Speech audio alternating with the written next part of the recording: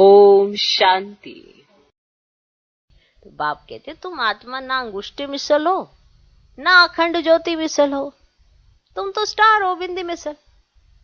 मैं भी आत्मा बिंदी हूं, परंतु मैं पुनर्जन्म में नहीं आता हूं। मेरी महिमा ही अलग है। मैं सुप्रीम होने के कारण जन्म मरण के चक्र में नहीं आता हूं। बहुत सिंपल सी बात है। आपने कल आत्मा के बारे में सुना ना, आज परमात्मा के बारे में सुनो कि परमात्मा कौन, कैसे आते हैं, क्या करते हैं। तो आपकी भांति जन्म मरण के चक्र में नहीं आते हैं। चक्र माना कि आप एक शरीर छोड़ते हैं, दूसरा लेते हैं और फिर जब घर जाते हैं फिर वापस वहां से आते हैं।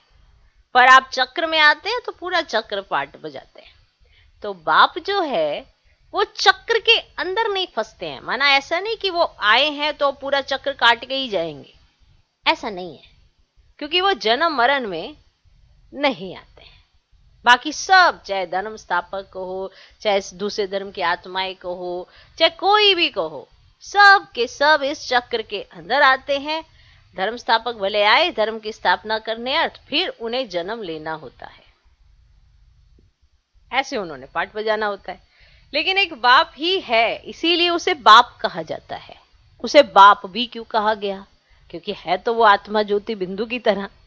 लेकिन वो सभी आत्माओं में से एक ऐसी आत्मा कौन है? वो है परम पिता परमात्मा, जो हमें इस चक्र के बारे में, हमारे घर के बारे में, वतन के बारे में, और कैसे 84 जन्मों का हम पार्ट प्ले करते हैं, कैसे वर्णों में आते हैं, कैसे हमारा एकदम उत्थान होता है, कैसे हमारा पतन होता है, सारी कहानी हमें बैठ के सुनाते हैं। क्योंकि वो बिल्कुल न्यारे होते हैं इससे।